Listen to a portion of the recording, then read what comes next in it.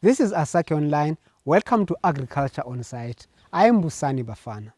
Today we'll be focusing on an interesting and important research institute.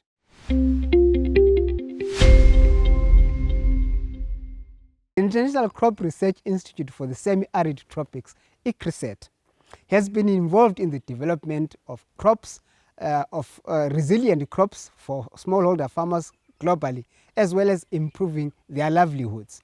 For the last 50 years, the Institute has actually developed smarter, drought-tolerant crops that have actually enhanced food security as well as livelihoods of smallholder farmers. Today, my guest is the Director General of ICRISAT, Dr. Himanshu Pathak. Dr. Pathak, welcome to the program. Thank you very much.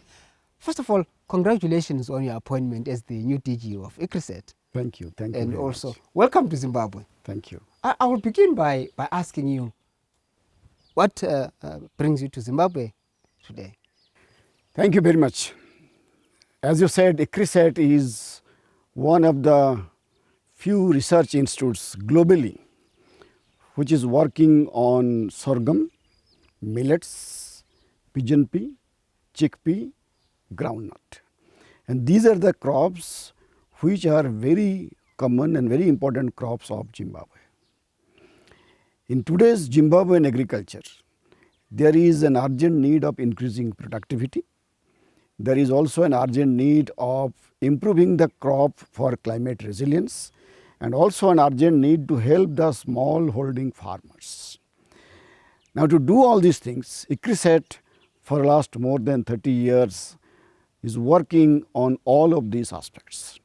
I shall just present before you few aspects on which ICRISAT is working.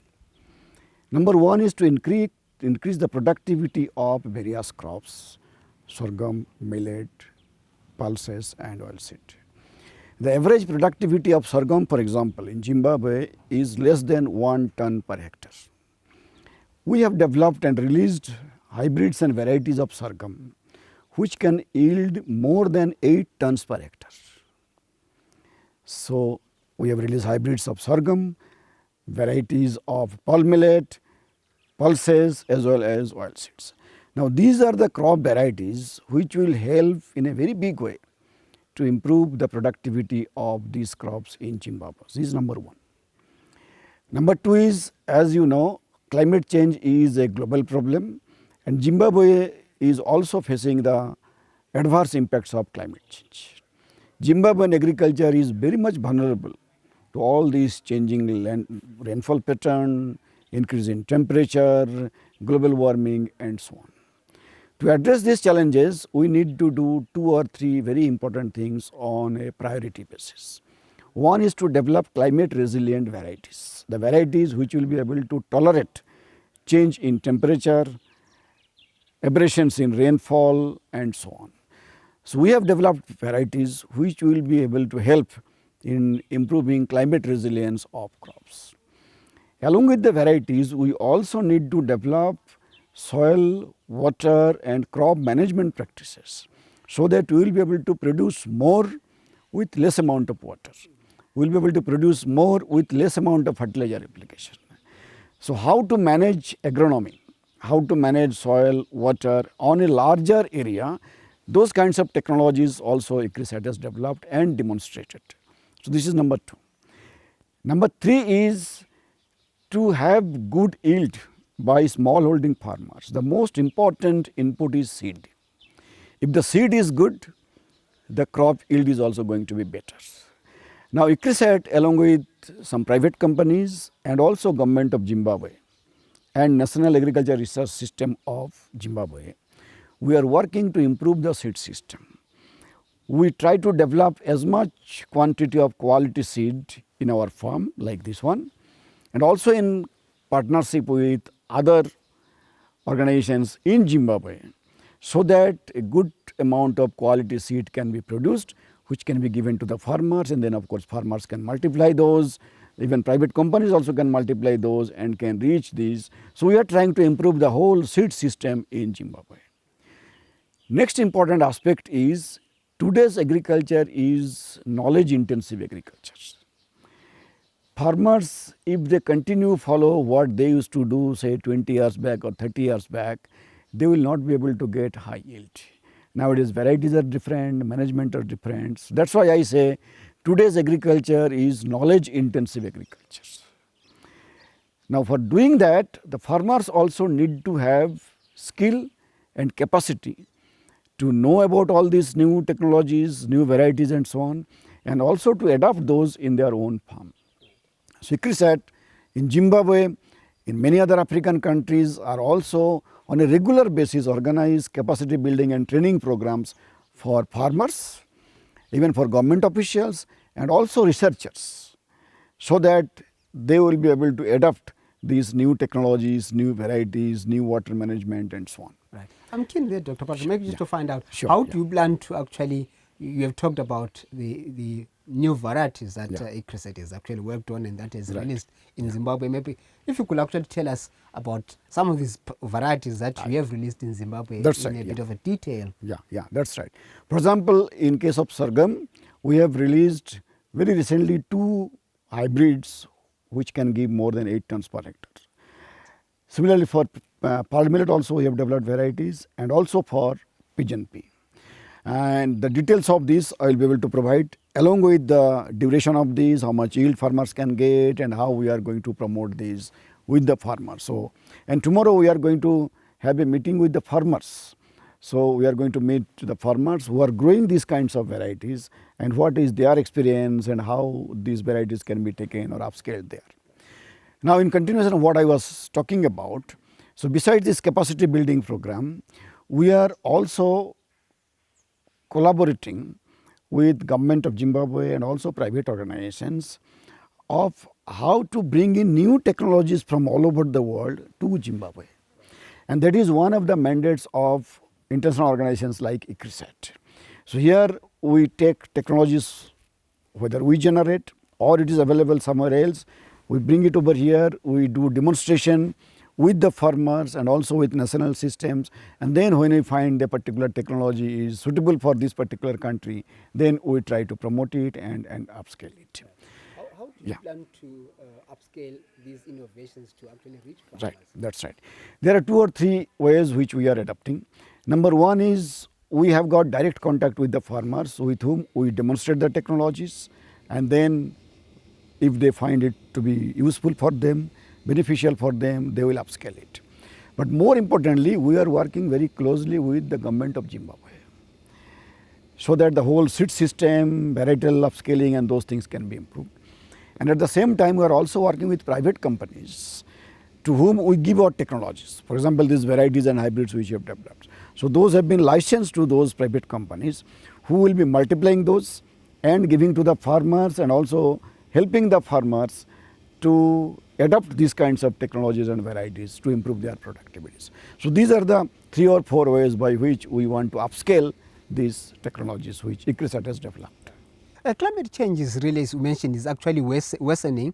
How can ICRISAT actually accelerate the development of climate smart, crops that go beyond just the drought tolerance? Thank you very much. This is extremely important for Zimbabwe and also for whole world. But for Zimbabwe, it is more important because large part of Zimbabwean agriculture is still rain-fed or drylands. And at the same time, most of the farmers are also small-holding farmers. Now for small-holding farmers and for dryland regions, rain-fed agriculture, climate resilient or climate smart agriculture is important. So 2 or 3 activities which we are doing. Number 1 is developing climate resilient or climate smart varieties. The varieties which will be able to tolerate high temperature, will be able to tolerate drought for some time, and also sometimes water stagnation because of heavy rainfall. So we have developed some of these technologies. Second one is managing water, nutrient and the whole crop so that we will be able to grow even with less amount of water and nutrients. So this is the second aspect. Third aspect is improving the capacity of researchers who are doing research in Zimbabwe and also the students. So capacity building of our researchers so that they can know about new technologies and adapt in their laboratories, in their research and development program. So ICRISAT is also helping new researchers and also researchers of this country to improve their skill and their knowledge to develop new things. And then of course along with government, we are trying to upscale all these programs so that Zimbabwean agriculture can be resilient to changing climate. For example, how can ICRISAT leverage artificial intelligence and digital agriculture to empower small-scale farmers actually in, would I say, in water-scarce regions like, in parts of Zimbabwe? Very important question. As I said that current agriculture is knowledge intensive, and not only knowledge intensive, it is also should be very much friendly with digital changes, with artificial intelligence and so on. I shall just give one or two examples of how ICRISAT is trying to do that. Digital agriculture is one of the major programs of ICRISAT. We have developed few apps, and just one app I shall give one example, which can detect all the diseases and insects of sorghum and millets. So what a farmer needs to do nowadays, most of the farmers have got their mobile. So the farmer can go to the crop, take the picture of that particular plant with disease or the insect, they can upload it, it will go to our server, and using artificial intelligence tools, that particular app will identify which disease this is and what kind of control measures farmers should adopt, whether they should go for chemical control or biological control or natural control. So the farmers, without any intervention of any person and waiting for any time, will be able to know how to control a particular disease or particular insect. Similarly, sometimes farmers apply excess amount of water if irrigation is available, or sometimes they do not know when to irrigate and how to irrigate.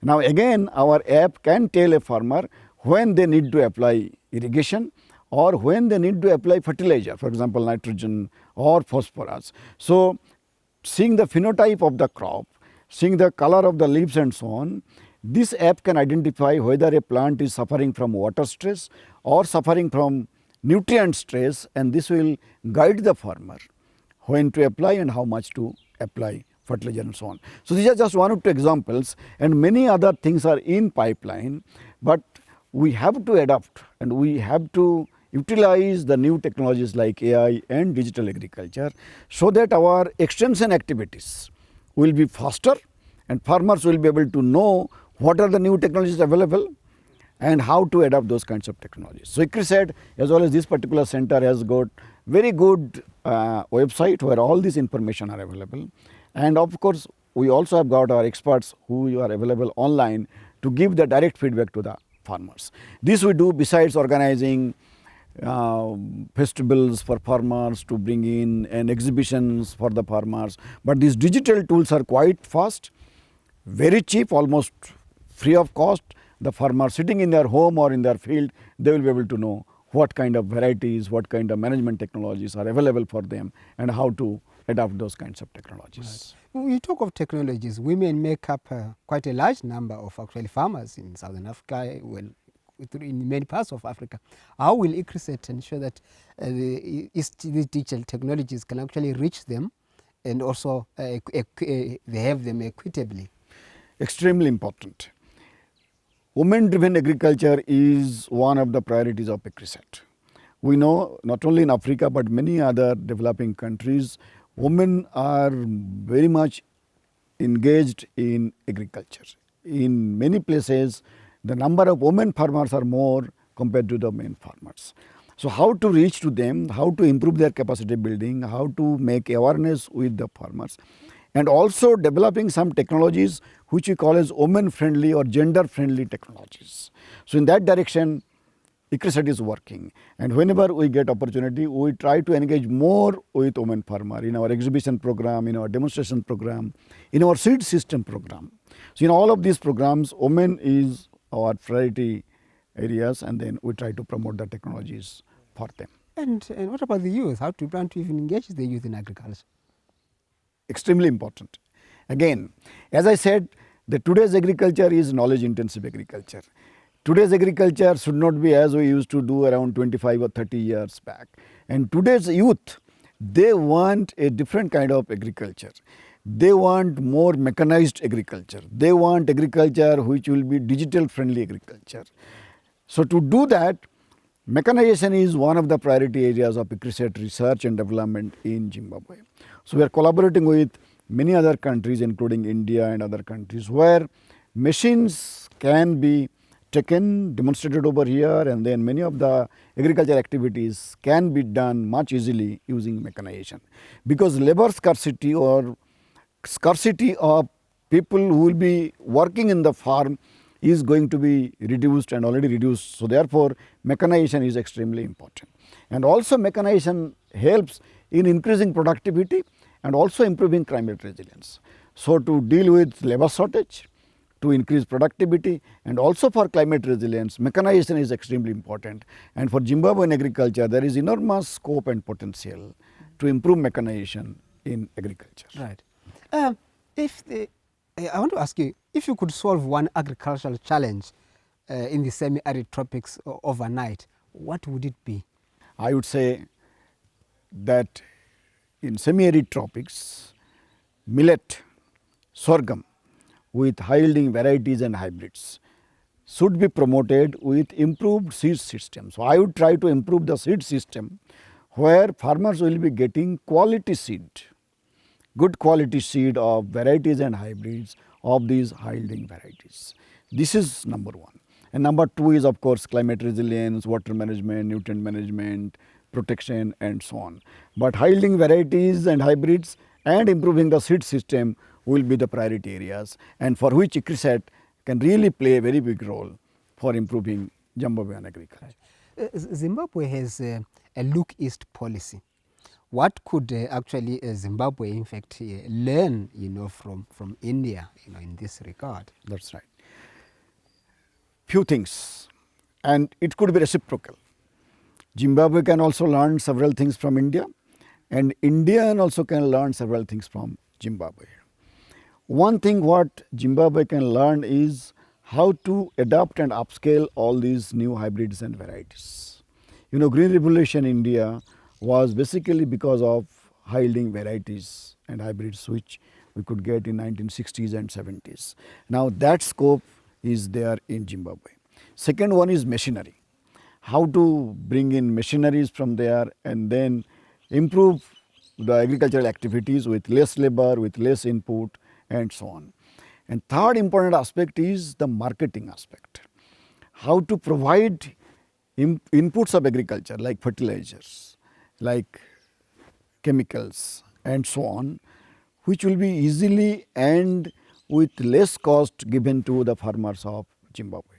So that market of inputs and also to sell the produce of the farmers. Whatever they are producing, farmers must get good price for their produce. And these 3 or 4 things which Zimbabwean agriculture can learn from Indian agriculture. Interesting. You are Director General of one of the largest and most impactful national agricultural systems, the Indian Council of Agricultural Research, ICAR. What legacy do you actually leave? That's right.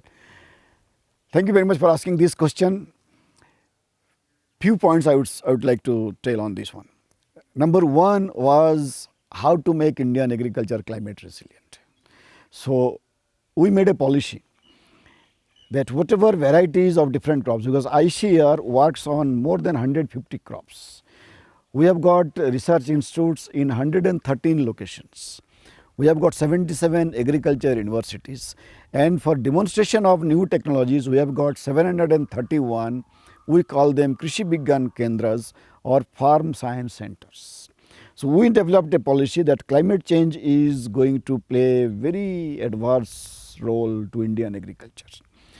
So first thing we did, that whatever variety we will be developing, most of these varieties, and to be specific, more than 85% of the varieties will be having at least one trait for climate resilience.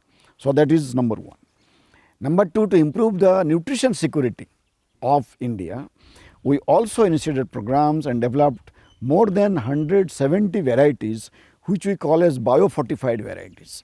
Biofortified varieties means these are the varieties which are rich in vitamins, minerals, nutrients and so on compared to the conventional varieties. Third aspect was expansion of agricultural education. India is a vast country and there are many youth who really want to study agriculture. But then in our ICAR system, we had limited scope of teaching as well as research guidance. So, increase the number of seats for students every year 10%. So, in last 4-5 years, we have increased the seats by around 40 to 50%, so that more and more students of rural India can come and study agriculture, do research, and also can serve the whole national system. And then of course several other things, including streamlining of our research activities and upscaling activities, increasing finance for doing research as well as education as well as teaching, recruiting a large number of scientists.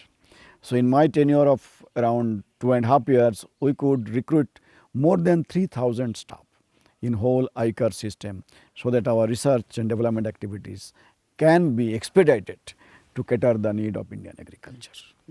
There you are, the impactful way of agricultural research in enhancing food security, but furthermore in ensuring that farmers have access to smarter, more resilient crops that actually also enhance their livelihoods. I was actually speaking to Dr. Himanshu Pathak, who is the Director General of ICRISAT. There you are, listeners. This is Asake Online. Join us again for our next program, where we actually speak to the movers and shakers who create all the action, in fact, in enhancing food security in the world.